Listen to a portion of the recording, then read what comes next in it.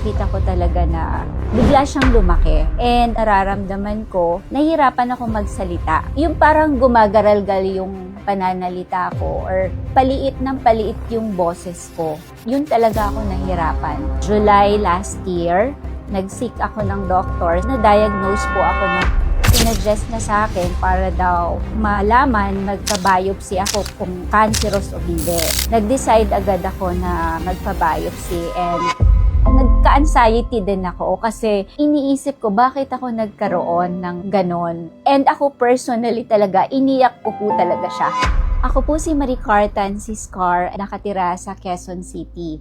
And I am 51 years old. Yung bukol ko started last 2023. Actually, maliit pa lang. Ini-ignore ko lang siya. Pero nung 2024, that was in January, nakita ko talaga na bigla siyang lumaki. And nararamdaman ko, nahihirapan ako magsalita. May bumabara sa liig ko. Yung parang gumagaral-gal yung pananalita ko. Paliit ng paliit yung boses ko. Yun talaga ako nahirapan. So that was the time nag-decide ako na magpa-check up na sa doktor. July last year, na-diagnose po ako ng multiple nodules sa liig ko. That time, in-require po niya ako for ultrasound. So nakita nga po niya na marami pong mga bukol na maliliit. Sinuggest niya sa akin para daw malaman, magpa-biopsy ako kung cancerous o hindi. Nag-decide agad ako na magpa-biopsy and thankful ako kasi benign siya. Bumalik agad ako sa doktor. So ngayon, ang suggest naman po niya is to have a surgery. Parang natakot ako that time. Pero sabi kasi niya, pag hindi daw kasi to isu-surgery, baka dumami pa daw at lalong lumaki yung bukol ko sa liig. Nung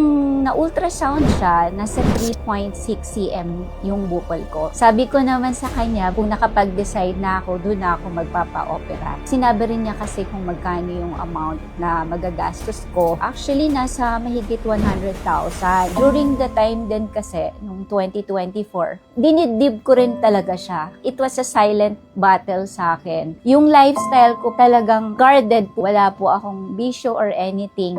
And ako personally talaga, iniyak ko po talaga siya. Talagang sinabi ko kasi mahirap din na nagka-anxiety din ako. Iniisip ko bakit ako nagkaroon ng ganon. Sa church community namin, talagang nandun sila praying for me and even yung mga outside friends ko, pinag-pray nila ako na mawala yung bukol ko. One time, may nagsuggest sa akin na mag-take daw ako ng barley. Sabi ko, why not subukan? Ang ginawa ko, ginugol ko agad yung salveo kasi yun yung sinuggest nila sa akin. May mga nakikita ako about bukol na talagang gumaling sila. That time, meron sa akin nag-reach out. Gusto rin niya akong tulungan na matanggal yung bukol instead of magpa-opera ako. Natanggap ko agad yung salveo, ininom ko agad siya. Starting November until this year, maraming nagsasabi sa akin na lumiliit daw yung bukol ko sa leeg.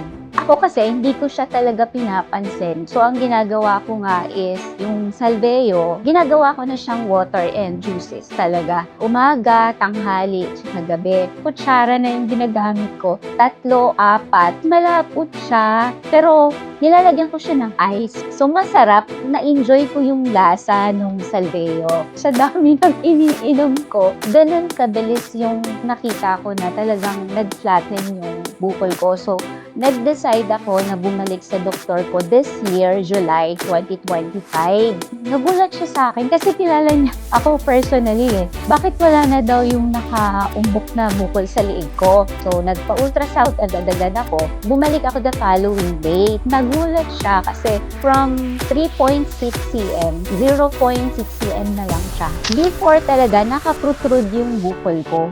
And nakita niya na nag-flatten. Sinuggest pa rin po na sa akin na every 6 months, bumalik ako sa kanya para ma-double check niya yung leg ko. Nakaka-amaze na in just a matter of months, it's only 6 or 7 months, talagang nawala yung bukol ko. So, ganun kabilis yung healing sa akin ng salveo. Answered prayer talaga sa akin. Si Lord naman talaga yung greatest healer natin. For me, siya yung greatest doctor ko. And may mga instruments siya na ginagamit na which is yung mga natural food supplement na talagang si salveo talaga yon. And eto lang po talaga yung ininom ko. Salveo Bardigas. Natural ang healing, natural ang galing. Ako po si Maricar at ito ang aking kwentong Salveo.